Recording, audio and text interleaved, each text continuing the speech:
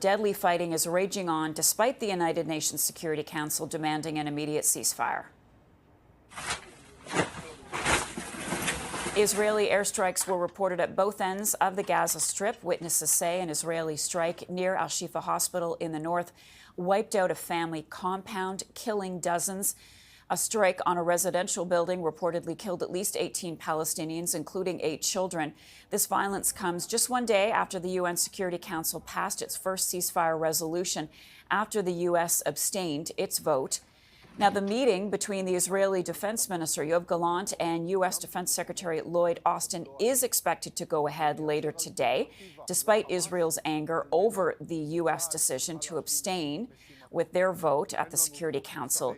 Israel canceled a separate meeting between members of its delegation and U.S. officials following the vote. Joining me now to discuss is Bob Rae, Canada's ambassador to the United Nations. Mr. Ambassador, thank you so much. Good to see you this morning. So let's talk about this resolution being passed by the UN Security Council for a ceasefire. We know that these are non-binding, but what does this mean for Israel and Hamas? How much weight does this vote have? Well, I think what it really is an expression of world opinion that neither China nor Russia nor the United States have vetoed. The General Assembly has been calling for a ceasefire for many months, and so has Canada and many other countries. We need a ceasefire in order to be able to get humanitarian supplies into Gaza, and that is critical. Also, we need to get the hostages released. Their detention is an ongoing war crime, and we need to bring peace to the region. It's not an easy thing to do. The critical thing is that it's Hamas and Israel that have to agree to a ceasefire because they're the parties that are fighting at the moment. And I think we all want this to happen. Whether or not it does happen is up to those two parties. Can you help us understand why the United States decided to abstain from the vote? What was their issue? Well, I think the United States has taken a strong view that there needs to be a clearer denunciation of Hamas, which is something that Canada very much agrees with in terms of what happened on October 7th. And I think the United States has also didn't veto this resolution because it agrees that a ceasefire is essential in order to get humanitarian assistance into Gaza. And that, I think, is where things sit at the moment.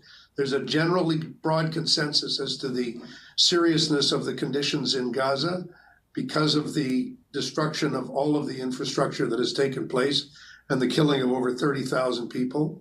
And therefore, there needs to be a ceasefire in order to allow the humanitarian assistance to get in and to find a path towards a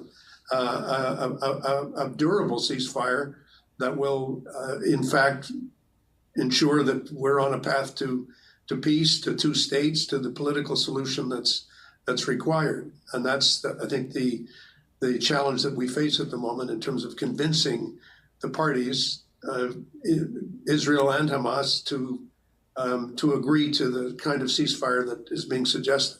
Right. And in the short term, the hope was that the ceasefire would be put in place during the month of Ramadan. Mr. Ambassador, are you optimistic? Is there any part of you that is still optimistic that could happen? Well, there's a deep common sense to what's being asked for, because the fact is there is a humanitarian crisis. There does have to be a response. We do have to provide food and medical care to people.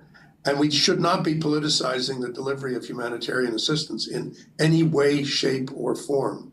There's a lot of reviews of UNRWA going on. There's a lot of other things that we're trying to do practically to facilitate this kind of a ceasefire. But so far, people are pretty dug in, and that, I think, is the challenge that we continue to face. However, we did get a resolution, which is better than no resolution, and we just have to keep on pushing for it. Bob Rae is Canada's ambassador to the United Nations. Thank you so much for being with us this morning.